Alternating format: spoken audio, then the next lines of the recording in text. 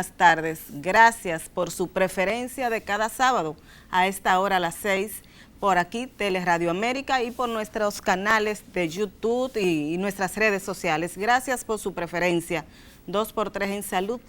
Saben que hacemos este programa con muchísimo cariño, dedicado a ustedes y para llevarle orientación. Buenas tardes, Tati, ¿cómo estás? Buenas tardes, Doris. Bien, pero mi bienestar particular no deja de, como a todos los dominicanos en este momento, de preocuparnos por la crisis que vive nuestro vecino país de Haití y que toca, y lo tocamos aquí por eso, porque la política toca todos los aspectos de la vida de los seres humanos, y en este caso lo de Haití toca su salud, todos los aspectos. Toca todos los aspectos, toca la vida de ese país y nos compete a nosotros también, que somos sus vecinos. Por supuesto, desestabiliza, una desestabilidad como la que se está viviendo en Haití, pues nos afecta en todos los sentidos, como decías tú, no solamente con la incidencia de pacientes que llegan a nuestros centros de salud en busca de atención médica con todo su derecho, porque si usted está enfermo tiene que buscar donde le atiendan, sino en todos los aspectos, porque como dices tú, la economía, la política, bueno, la pandemia del COVID ha demostrado que nada es independiente, que todo está unido, entonces creo que se hace necesario, y yo creo que que es válido hacer un llamado en este sentido de que ojalá y se le busque una solución definitiva, porque nos preocupa lo que pasa con la gente, con las personas, con los haitianos, con lo que viven de este lado, pero también con lo que están de aquel lado, que sabemos que están viviendo una situación difícil. Todos nuestros servicios de salud están impactados. Es un tema migratorio, es un tema de alta política, pero mientras tanto pues impacta, por ejemplo, la mortalidad materna. Sí, está elevadísima, todavía no se tienen las estadísticas del Ministerio de Salud, de la Dirección General de Epidemiología, no la del Servicio Nacional de Salud, que no sabemos cómo andan, pero hay una mortalidad materna e infantil altísima, sobre todo la materna. ¿Qué es lo que han dicho toda la vida los médicos que atienden la salud y el proceso de parto y embarazo de la mujer? Que muchas de esas parturientas haitianas llegan con niveles, por ejemplo, de sangre, ¿no? Hemoglobina que son incompatibles con la vida. Con anemia, con mucha anemia. Con mucha anemia, sin historia clínica. Sin ningún chequeo prenatal previo, una historia. Son pacientes que a veces ni el idioma el médico puede entender o hacerle preguntas. Entonces eso limita mucho la atención que se le brinda en las maternidades. Sabemos que tienen las puertas abiertas, que tanto en hospitales fronterizos como de todo el país, sobre todo aquí en Santo Domingo y Santiago, que sabemos que son dos de los lugares donde más llegan pacientes de nacionalidad haitiana, se le atiende y se le brinda toda la asistencia, pero a veces cuando un paciente llega y un médico nunca la ha visto, no conoce su historia clínica, llega en condiciones delicadas, pues a veces se le hace muy difícil brindarle una atención de calidad. Así es, y otro tema, aparte del de Haití, que nos impacta también, es que es imparable la positividad por la COVID-19, la mortalidad también, en esta semana se han estado registrando entre 4 y 6 muertes, el tema de la ocupación de camas. Sobre todo la hospitalización, eso te iba a decir, sobre todo en el área de cuidados intensivos. Así es, pero nosotros no vamos a hablar mucho de ese tema, porque nuestra invitada de la tarde de hoy se encargará de todos los aspectos, una especialista, y ella se encargará de todos esos aspectos, pero preocupantes. Por tanto, nuestro mensaje clave en esta tarde es el uso de mascarilla. Uso de mascarilla, lavado de las manos, que es una gran herencia de esta pandemia. Sí, que por lo menos nos va a dejar eso. Por lo menos nos dejará eso, el lavado de las manos con agua y jabón, uso de mascarilla y, en la medida siempre que se pueda, el distanciamiento y acudir a los centros de vacunación. La vacunación. Yo pasé el otro día por aquí, por la Plaza de la Bandera, como a las 6 de la tarde, y vi unos cuantos representantes de los grupos antivacunas. Es un derecho que la gente tiene. Por supuesto. Un derecho que se respeta. Ahora, no se sume si usted no tiene suficiente criterio, no se sume a ese tipo de creencias sin usted conocer la historia de la humanidad y la historia de la medicina y del control de las enfermedades.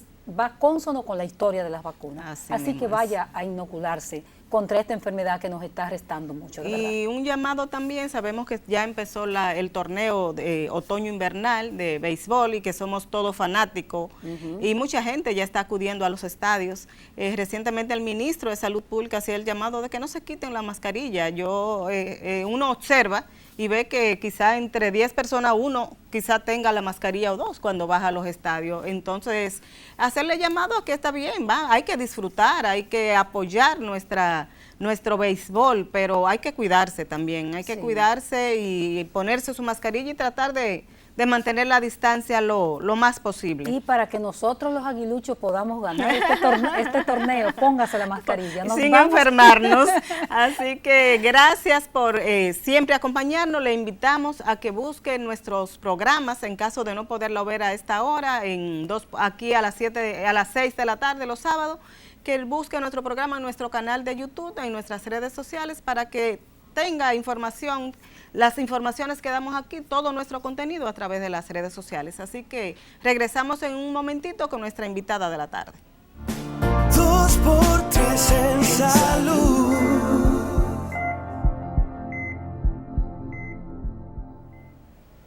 Gracias por continuar con el desarrollo de 2x3 en salud. Nuestra invitada de lujo de la tarde es la doctora Clevis Pérez, presidenta de la Sociedad Dominicana de Infectología, con quien es un verdadero placer tenerla con nosotros. Muy buenas tardes, doctora. Buenas tardes. Qué bueno tenerla aquí.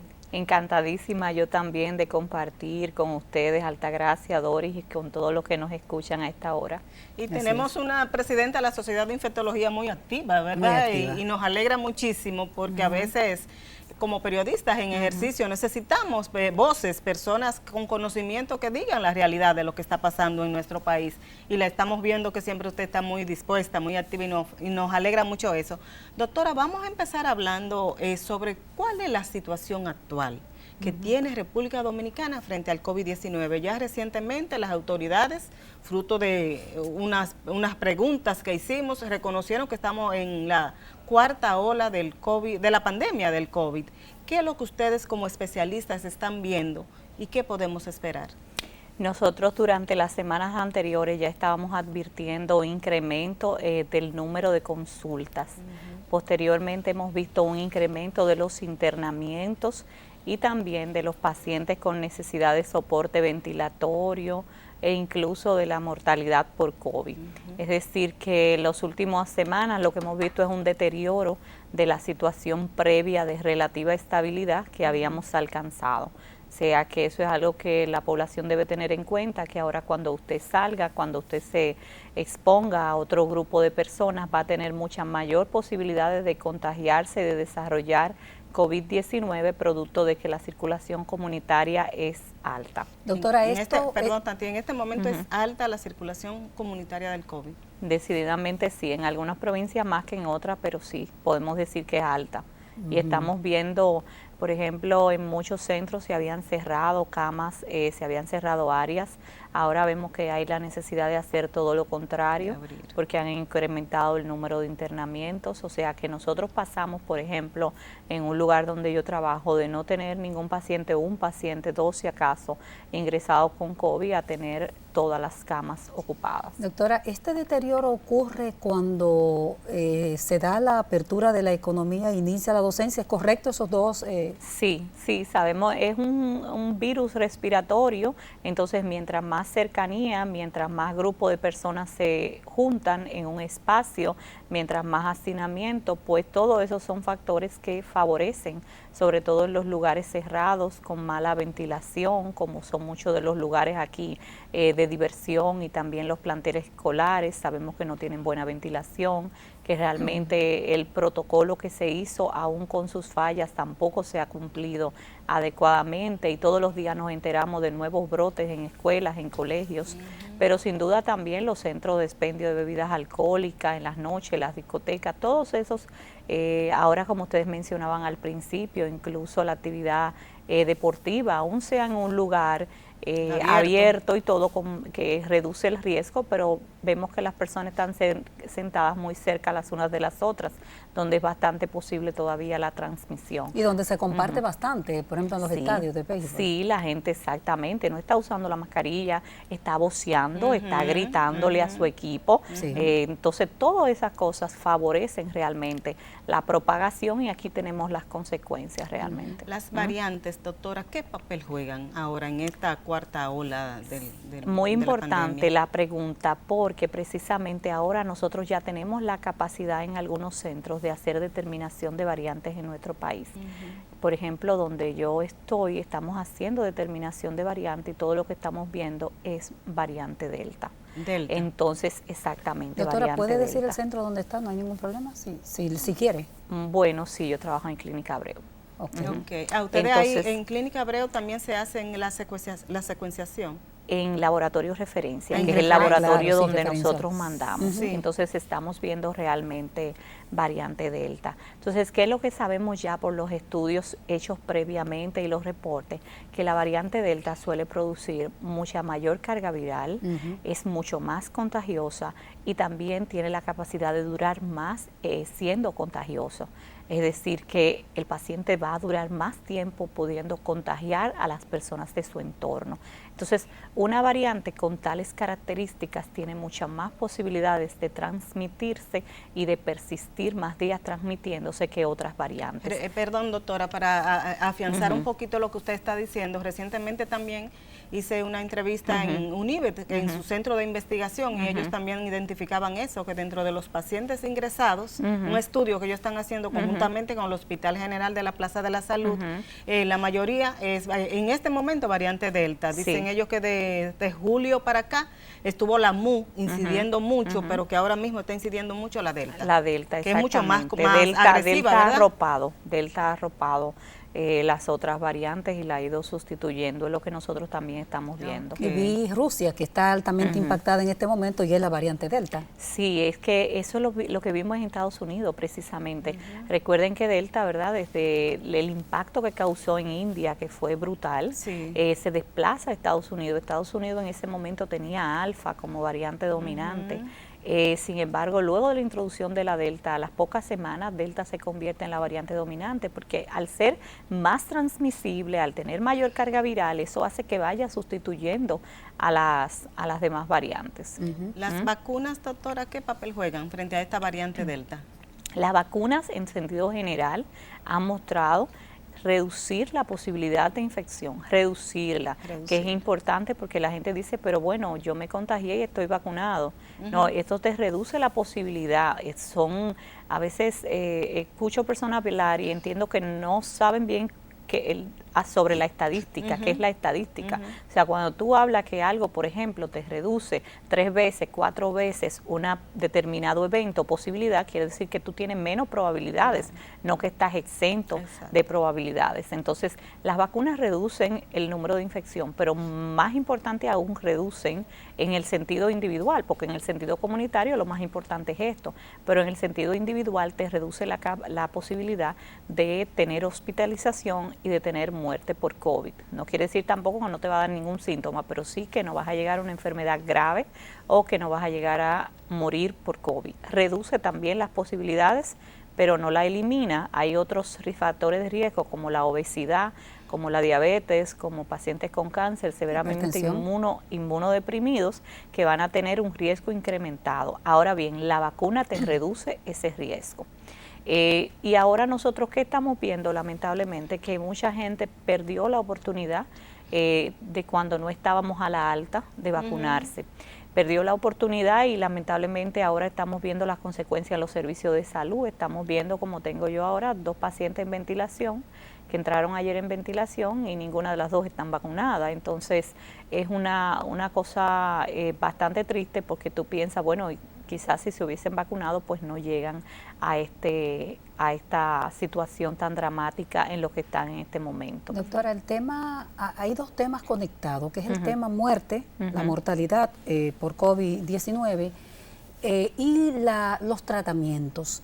Dicen que nosotros no tenemos una mortalidad tan alta debido a la efectividad de nuestros médicos, a al trabajo de nuestros médicos y a los tratamientos. ¿Cómo evalúa usted ese tema, doctora? Sí, pero fíjense qué pasa ahora mismo. Estamos teniendo problemas con el abastecimiento de medicamentos. Ciertamente nosotros fuimos quizás un poquito más proactivos al usar cierto tratamiento que luego los ensayos clínicos controlados demostraron que reducía mortalidad, sobre todo, por ejemplo, el uso temprano en la pandemia, no temprano en la enfermedad, porque por ejemplo los esteroides no deben usarse generalmente, en términos generales, en la primera semana de la enfermedad, sino que se dejan para la fase ya pulmonar inflamatoria, o sea, tienen su momento donde realmente cuando se usan, cuando está bajando la oxigenación, cuando hay neumonía, etcétera, pues ya demuestran que tienen efectividad reduciendo mortalidad y uso de ventilador. Pero nosotros, antes de que en muchos países empezaran, incluso países mucho más desarrollados, empezaran a utilizar esto en pacientes con neumonía severa o crítica por COVID, nosotros ya lo estábamos usando.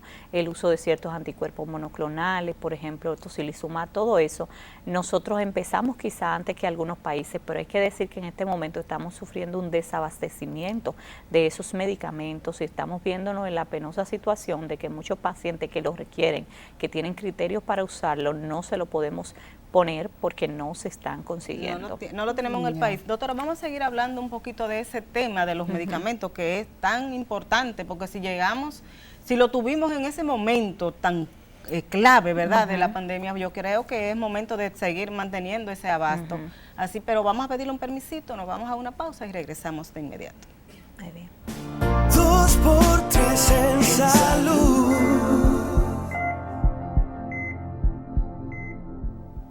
Continuamos esta conversación con la doctora Clevis Pérez, presidenta de la Sociedad Dominicana de Infectología, y estábamos hablando de un nivel de desabastecimiento que se está dando en materia de medicamentos de tratamiento para la COVID-19. Doctora, ¿esto a qué se debe? ¿Es la misma situación general que hay en el mundo con lo? Sí, definitivamente hay múltiples factores, no es solamente local, sino también la cadena de distribución a nivel, y de producción y distribución a nivel mundial, pero queremos realmente llamar a las autoridades a que hagan todos los esfuerzos por mantener eso, porque esto ha permitido realmente nosotros reducir en muchos casos la mortalidad y cambiar el pronóstico de un paciente. ¿De cuáles medicamentos, doctora, estamos hablando? Más o menos, estamos hablando, por ejemplo, el tocilizumab. Se está consiguiendo en algunos pacientes, no sabemos por qué en todos no. O sea, mandamos los requerimientos. Que de alto costo y el Ministerio de Salud Pública lo suple, pero en algunos casos se consigue, en otros casos no se consigue. Pacientes que realmente lo requieren, se les retrasa la aplicación del mismo. O sea, que creo que debemos realmente mejorar esa cadena de suministro, que realmente llegue al paciente en el momento oportuno. Porque también en COVID hay algo que es el momento, la ventana de oportunidad de aplicar una terapia y que esta terapia realmente funcione.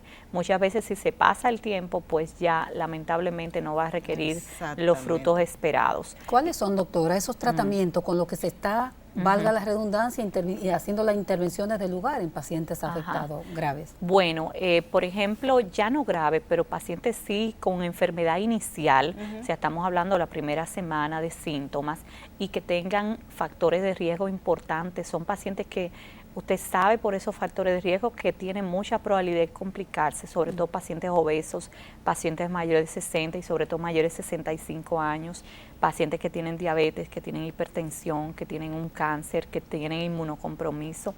Son pacientes que se le puede dar una combinación de anticuerpos monoclonales que ahora mismo está disponible en nuestro país, ¿no?, con el nombre de Regencop.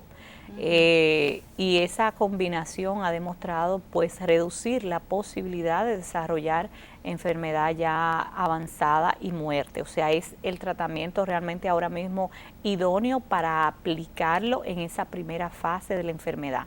O sea, que si usted tiene síntomas de COVID, no espere, como esperan lamentablemente mucha gente, muchos días para ir al médico y buscar asistencia, porque aunque usted no tenga muchos síntomas, si usted tiene esos factores de riesgo, usted es candidato a aplicarle esa terapia tempranamente para evitar que cuando el COVID realmente se complique, que es en la fase pulmonar inflamatoria de la enfermedad, usted llegue ahí. O sea, que eso mientras más temprano, mejor. Ese tratamiento no es ya para esa etapa avanzada. No, ya ese no es para esa etapa avanzada. Ya para ahí la entraría etapa, el tocilizumab. Exactamente, entrarían los esteroides, que ese sí hasta ahora afortunadamente no ha habido problemas con la distribución, pero sí entraría medicamentos como el tocilizumab, que ya sí ayuda en esa fase inflamatoria importante de la enfermedad. Doctora, la ivermectina definitivamente como se descartó en el tratamiento. Sí, de hecho ahora se han retirado muchas de las revistas que habían publicado estudios mostrando resultados favorables que nos habría encantado que realmente fueran tan favorables, pero lamentablemente pues se demostró que eran estudios que tenían muchos errores metodológicos y mucho sesgo, y que realmente en ensayo clínico controlado más grande no se demostró ese beneficio. Entonces hay que diferenciar lo que es el beneficio in vitro del beneficio in vivo. In vitro significa que, por ejemplo, en el laboratorio, en cultivos celulares, contagiados con el virus, usted le aplica un determinado producto químico y, por ejemplo, disminuye la replicación del virus, la contagiosidad en la célula, etcétera. Eso puede ser así en un estudio in vitro, pero no necesariamente eso se traslada a los resultados in vivo, es decir, ya en personas que tengan la enfermedad, por asunto de dosificación, por asunto de lo que el metabolismo de nuestro cuerpo le hace a los medicamentos. Entonces, claro, a nosotros nos habría encantado que fuera excelente y que habría sido del producto, claro, ¿cierto? por lo barato, por lo asequible, pero lamentablemente nosotros lo vimos muy desde el inicio. ¿Por qué yo lo vi desde el inicio? Porque trabajo en una unidad donde nosotros recibimos pacientes muchas veces críticos y casi todos, estamos hablando del inicio, habían tomado grandes cantidades. Eso le iba yo a decir, exacto, que en este país la mayoría de la gente tomó ivermectina, hasta con fines preventivos. Exactamente, y llegaban en condiciones malas. ¿Qué lleva a la confusión de la gente? Y yo lo que quiero es decirle por qué eso es así. Es que el hecho de que mucha gente se la tome y le vaya bien. Pero señores, el asunto es que en estas enfermedades virales respiratorias, incluyendo el COVID, mucha gente le va a ir bien, o sea, lo va a superar independientemente de que no haga nada. Entonces, porque a estas personas le haya ido bien tomándolo, no significa que en realidad eso funcione. Eran personas que quizá le iba a ir bien de todas las maneras. Sin tomar nada, quizás. Sin tomar nada. Doctora, usted ya hablaba al principio de que llegan muy avanzada en la etapa. ¿Qué está pasando en este momento? O sea, vemos que al principio había mucho miedo. Era muy desconocido, la gente de cualquier síntoma, ante cualquier, corría al médico, y por eso veíamos esa larga fila de personas haciéndose pruebas y esas cosas. Sabemos que a medida que las personas van conociendo las enfermedades y los síntomas, se van como descuidando un poco. ¿Qué está pasando en este momento? ¿Está llegando la persona tarde en busca de atención médica? ¿Se están quedando en la casa? ¿Cuál es la realidad nuestra? Realmente, ante un evento de riesgo, en este caso una enfermedad, el ser humano reacciona de distintas maneras. Hay ciertas personas que reaccionan buscando asistencia inmediata, son gente que llegan inmediatamente, se sienten congestión nasal, algún síntoma, van al médico. Pero hay otro grupo de personas que siempre tienden a esperar, a entender que, bueno, quizás es una gripe lo que tengo, anda una gripe, entonces eso es lo que te dicen, anda una gripe. Entonces yo creo que no es COVID, yo creo que es la gripe. Entonces ahí como que esperan unos días y van, y después que dicen, bueno, pero fulano con el que yo me junté ahora salió positivo para COVID, eso es lo que me dicen. Entonces ahí fue que decidí hacerme la prueba. Y entonces ahí han pasado unos días preciosos donde se pudo haber hecho una intervención temprana, sobre todo en pacientes de alto riesgo, como decía, porque si una persona de bajo riesgo, ese medicamento solamente se está poniendo en personas con riesgo alto por el costo del medicamento, la dificultad y todo eso, entonces se está priorizando para las personas de alto riesgo. Doctora, ¿cuándo un paciente, usted que trabaja con personas en estado crítico también, cuándo un paciente va a cuidados intensivos y de ahí cuándo va a ser conectado a un ventilador? ¿Cuáles son los criterios? ¿Cuál es la situación de esos tipos de pacientes? Hay diferentes criterios. Por ejemplo, Ya para ir a cuidado intensivo puede ser por inestabilidad hemodinámica, es decir, personas que tengan alteraciones de la presión arterial, de la frecuencia cardíaca, alteraciones también del patrón respiratorio, que estén requiriendo oxígeno, sobre todo que ya no se puedan manejar con canulita, sino que ya necesiten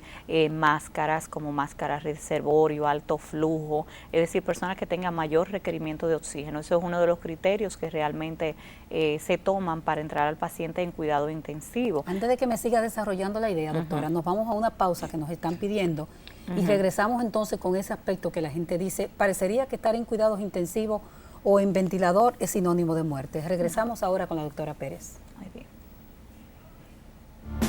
2x3 en salud.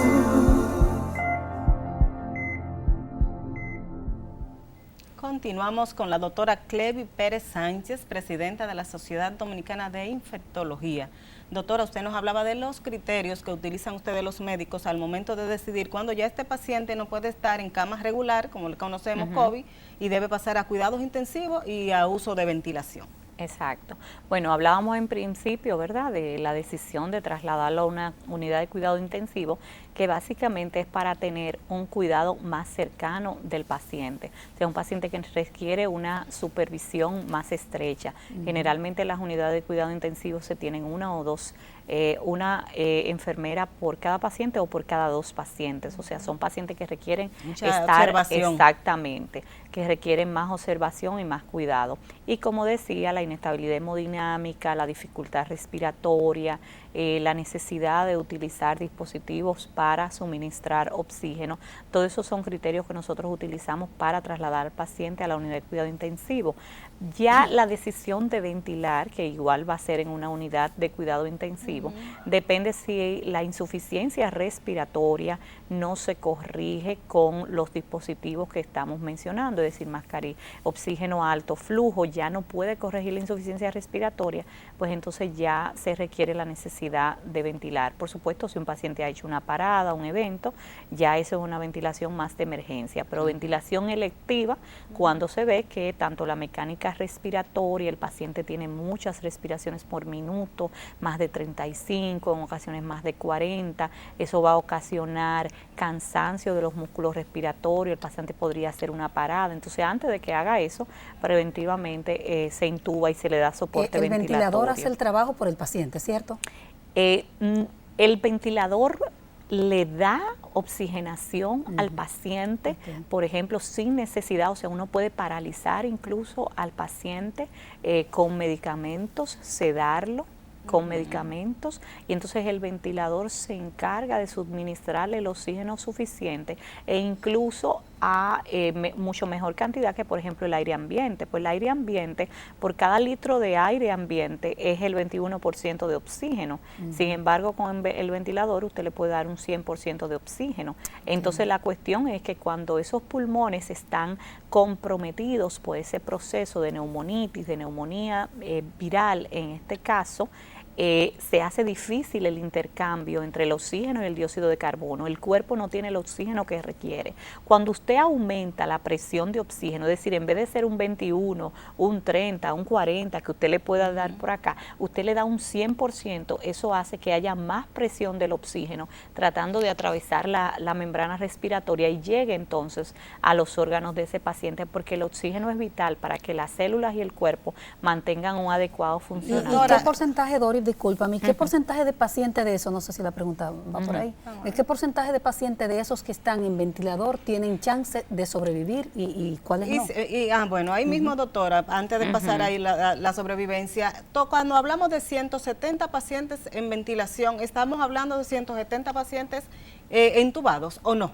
Sí, en ventilación sí, significa que están intubados. Perfecto. Bueno, pues perfecta la pregunta de Altagracia. Sí, ahora la mortalidad varía de acuerdo a la serie y de acuerdo a los centros. O sea, hay centros que tienen un 60% de mortalidad, un 50% de mortalidad. Pero es muy alta cuando se está Es muy alta, pero esos pacientes se van a morir si no se ventilan. O sea, si usted está ante un evento que usted va a tener el 100% de posibilidad de morirse y le están dando un evento de que usted tiene un 50% posibilidad de vivir, pues entonces usted va a aprovecharlo, exactamente. O sea, que cuando realmente se necesita, pues eso es lo que hay que hacer. Y a veces es mejor no hacerlo demasiado tarde, porque entonces Tomar ya la el decisión. paciente, tomar la decisión cuando realmente el paciente ¿Son lo pacientes requiere. críticamente enfermos, como se Son dice? críticamente enfermos, claro, y son pacientes que van a necesitar un cuidado extremo, porque recuerden que estos son dispositivos invasivos, son pacientes que producto de esa condición pueden desarrollar neumonías bacterianas, cuadros sépticos, tienen muchas veces dispositivos de vía central, eso se puede también infectar, o sea, tienen que tener soporte nutricional, es un equipo multidisciplinario, Muy donde hay importante ese nutriólogos, donde hay intensivistas, donde hay infectólogos, donde muchas veces hay neumólogos, es decir, que es la enfermería de intensivo es vital, o sea, la enfermera en intensivo yo le diría a ustedes que es sumamente importante tener enfermeras bien capacitadas. Tenemos en el país una gama preparada de enfermeras. Tenemos, pero lamentablemente aquí la enfermería es muy mal paga. Entonces, ¿cómo se puede exigir, querer tener profesionales de alto nivel que vivan capacitándose, formándose, si muchas veces no se les pagan esos cursos de formación, de actualización y quieren que se la paguen por ellas mismas, pero aparte de eso ganan muy mal. Entonces, para tener esas enfermeras tan capacitadas que necesitamos, que tenemos un porcentaje de ellas, pero no la suficiente. O sea, aquí realmente se requiere más enfermeras, más personal de intensivo. Bien formado. Doctora, ¿qué tipo de pacientes están ya en este año y 8 meses que tenemos bajo pandemia? ¿Han visto ustedes que son los que han requerido de ventilación más? ¿Qué tipo de pacientes generalmente? Miren, podemos hablar de la generalidad, pero hay que saber que también hemos tenido pacientes de 23 años en ventilador. O sea, vamos a hablar la generalidad, claro, son pacientes obesos. La obesidad es un factor muy importante, muy importante. Realmente yo creo que el COVID nos ha puesto de frente a un problema que estaba viejo, que sabíamos que estaba ahí, pero que quizás no le estábamos dando toda la importancia requerida, y es la obesidad. La obesidad y el COVID definitivamente terrible. Pacientes diabéticos, la diabetes y el COVID también suelen complicarse mucho. La hipertensión también es un factor de riesgo, pero recuerden que también esta se acompaña muchas veces de diabetes, de obesidad, o sea que son factores de riesgo cardiovasculares que van en el mismo, y metabólicos que van en el mismo sentido. Y claro, luego tenemos pacientes con otras condiciones particulares, específicamente el embarazo. Las mujeres jóvenes no suelen ser las que más se complican del COVID, excepto las embarazadas. Las embarazadas se pueden complicar de COVID y de una manera desgraciadamente brutal, o sea, muy diferente a la mujer de la misma edad no embarazada.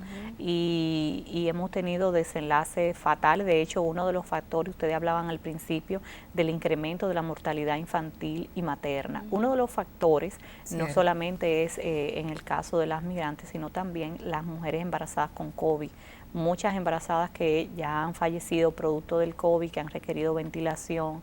Algunas han salido, pero después de pasar mucho tiempo en ventilación, haciendo esfuerzos increíbles para lograr que salgan, pero muchas lamentablemente pues también han fallecido. Entonces quiero aprovechar la oportunidad de hacer un llamado a todas las mujeres embarazadas para que se vacunen, porque ustedes tienen un riesgo mayor de fallecer ustedes y sus niños productos del COVID. Entonces, vacúnense, no pierdan la oportunidad, sobre todo ahora que tenemos alta transmisión. Lo ideal es que lo hubiesen hecho antes, porque recordemos que la vacuna también tarda su tiempo en lograr la eficacia óptima que se ha visto en los ensayos clínicos controlados. Pero hágalo lo antes posible, hágalo hoy mismo, no pierda tiempo, porque de verdad que es muy triste y ha sido muy triste para nosotros ver la mortalidad materna, niños quedándose, a veces sobreviven los niños y quedan huérfanos, entonces es terrible. Doctora, no quisiera que pasáramos al siguiente segmento sin preguntarle ahí mismo a los pacientes con ventilación o conectados a ventilador. Usted hablaba de un elemento importantísimo y que hay un estudio que hizo el doctor Jimmy Barranco sobre eso. Los pacientes críticamente enfermos necesitan ser nutridos.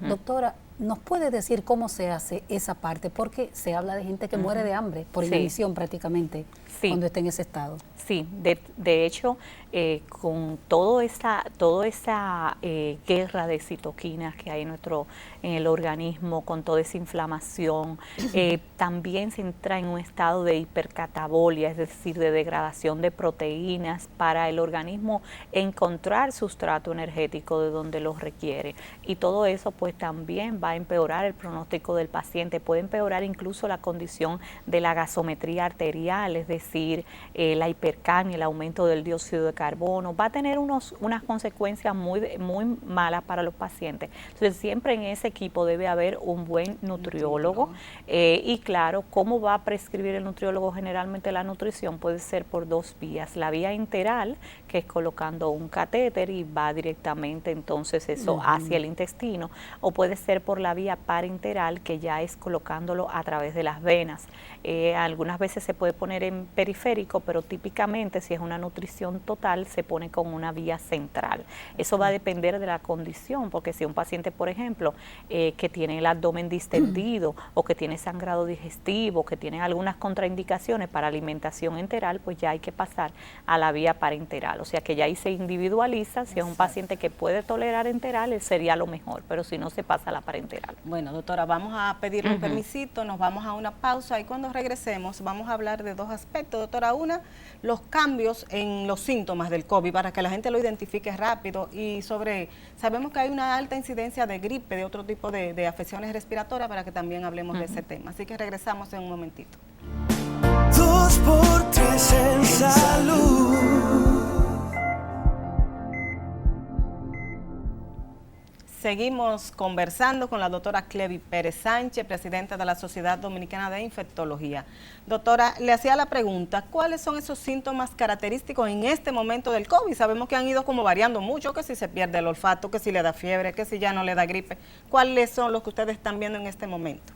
Ahora mismo, ciertamente, como tú dices, los síntomas son variables y también varían entre persona a persona, o sea que, pero lo que yo te diría que estamos viendo con más frecuencia es la congestión nasal y molestias en la garganta. La gente dice, tengo congestión nasal y tengo como algo en la garganta y quiero tragar y no puedo tragar. Ese es un síntoma muy frecuente. Pero también la fiebre, ¿no?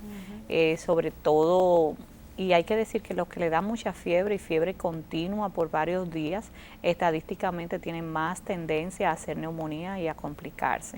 O sea que si en usted el síntoma que está predominando es la fiebre, pues lo antes posible acuda al médico, sobre todo que ahora estamos viendo también bastante dengue.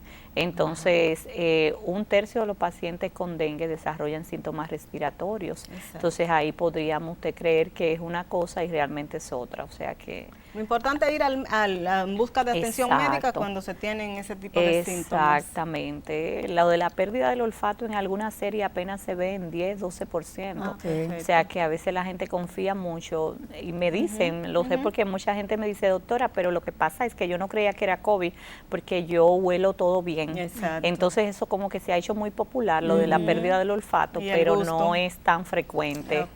Doctora, otro componente de la salud dominicana que está en boga en estos momentos, en alta incidencia, son las influencias y la gripe común. ¿Qué es lo que ustedes están viendo en consulta o qué intervenciones están haciendo? ¿Qué es lo que ustedes ven al respecto? Sí, te diría en las últimas semanas estoy viendo mucha influenza B. O sea, la influenza, hay diferentes tipos de influenza, influenza A, influenza B, y así se van subclasificando. Estamos viendo mucha influenza B y hay que recordar que justamente en otoño-invierno son las temporadas, empieza la temporada de influenza. Bueno, en el hemisferio norte termina en abril, o sea que nosotros estamos empezando el momento donde hay que vacunarse de la influenza. Recuerde que la vacuna de influenza es anual. Y aparte, las medidas que estamos utilizando para prevenir el COVID realmente también sirven para prevenir influenza. Lo que pasa, y duramos muchos meses sin ver influenza. Aquí que vemos influenza casi todo el año, a pesar de que tenemos la época donde más se ve, vemos casi todo el año.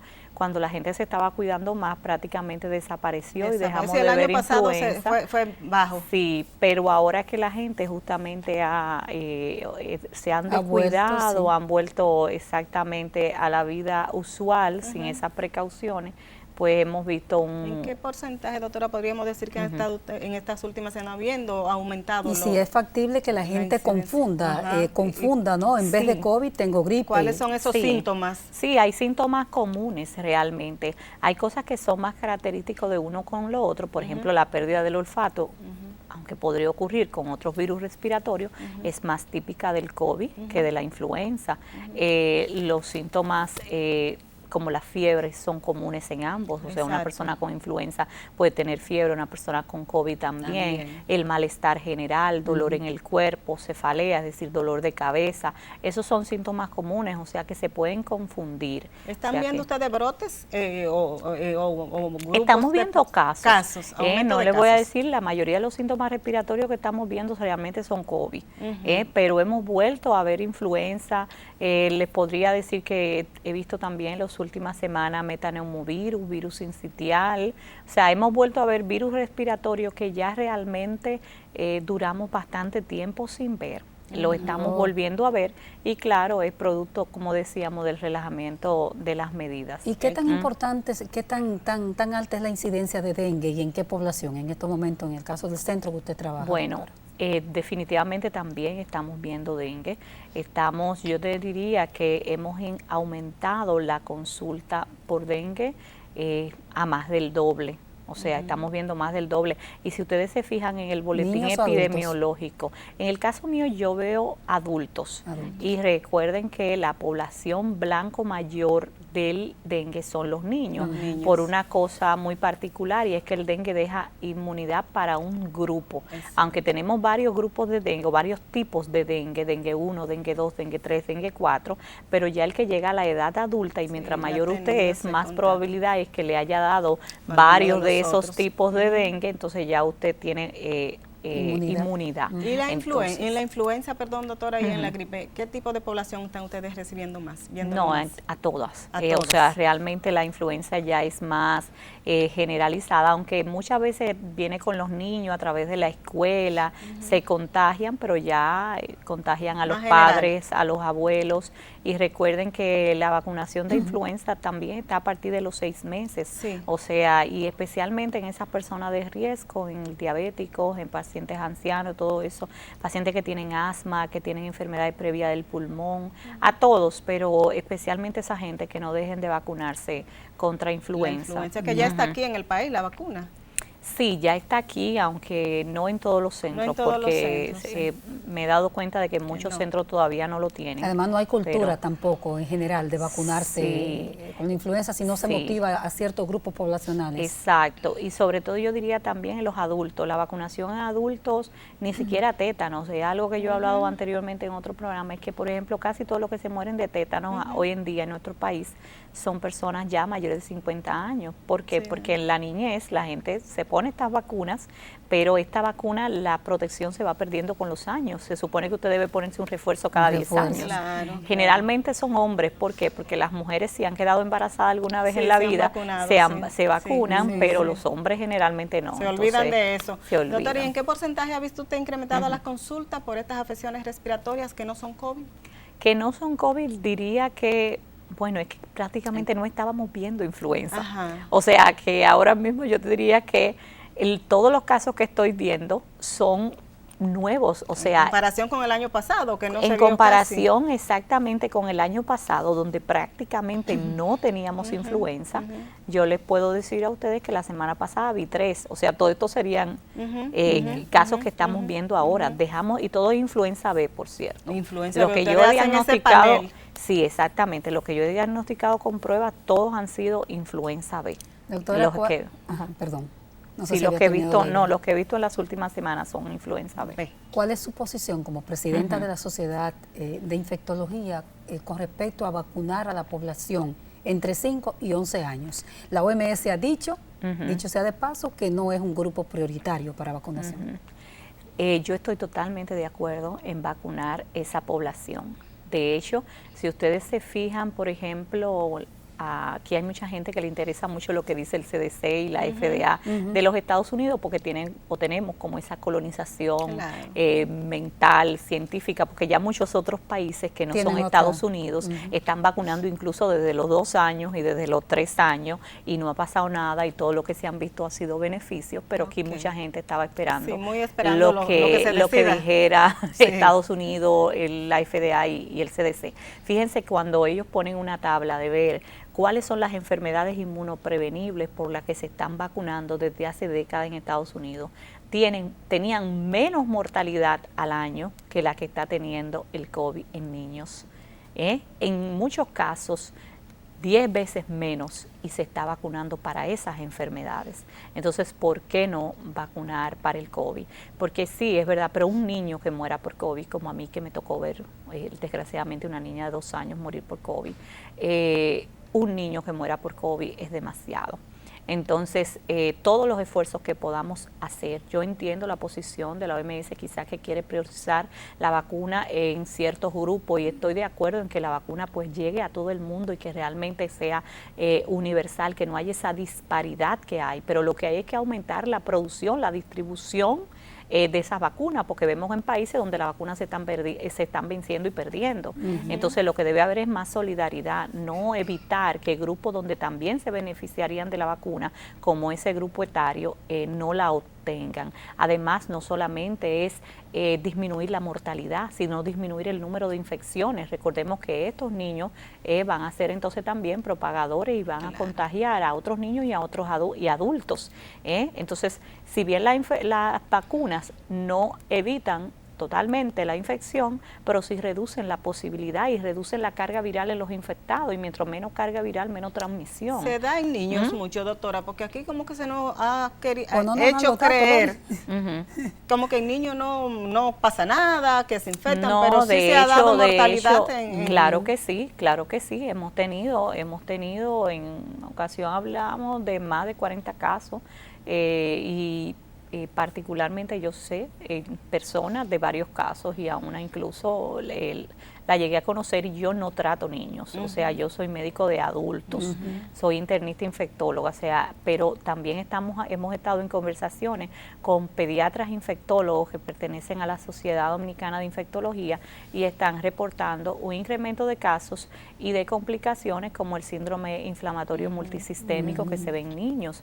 A mí particularmente me tocó también ver de cerca un caso que trató un pediatra de nuestra unidad con una encefalitis por COVID, es decir, que no es tan inocuo como parecía, porque al principio, cuando eran miles de casos, como las complicaciones en niños no son tan frecuentes, se decía, bueno, el COVID es totalmente inocuo en niños, eso era lo que pensábamos al principio, pero después que se fueron aumentando el número de casos y más niños contagiados, ya sí nos dimos cuenta que hay un subgrupo de niños que desgraciadamente desarrollan complicaciones importantes con el COVID, incluso pueden morir. De manera que cuando le pregunten su opinión, que el Ministerio y el Gabinete de Salud próximamente van a hacer consulta con la sociedad, usted va a recomendar que sí. De hecho, nosotros lo hemos recomendado ya previamente, nos han consultado y le hemos dado nuestra opinión. Ellos estaban pues en espera, al parecer, porque ciertos actores también recomendaban esperar.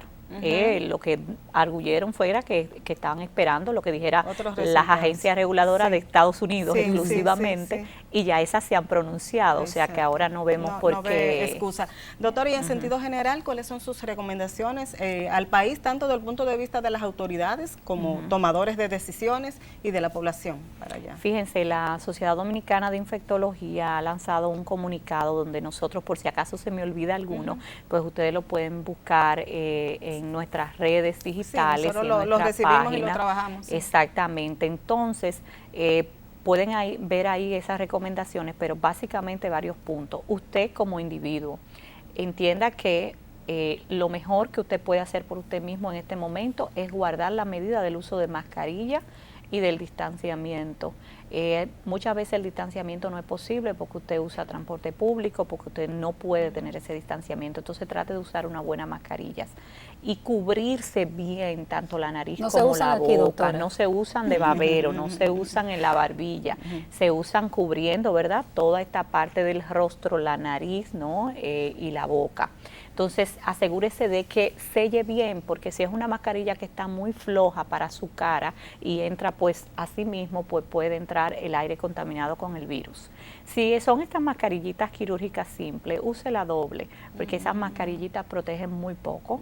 Entonces, trate de utilizar una mascarilla, pues, KN o N95, pero si no tiene, pues, por lo menos utilice la doble, exactamente.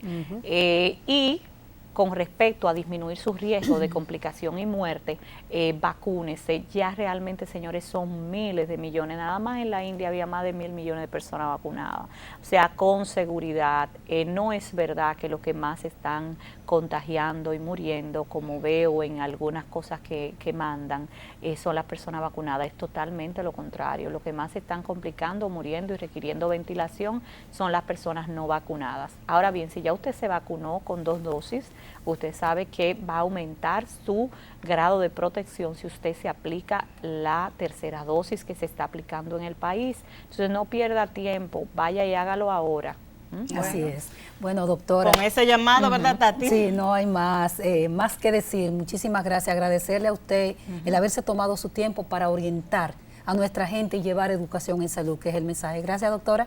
Muchas gracias a ustedes y a todos acá. Y a ustedes, gracias. Nos vemos la próxima semana por aquí, por Teleradio América, en este programa especializado en salud. Síganos en todas nuestras redes sociales. Nos vemos el sábado.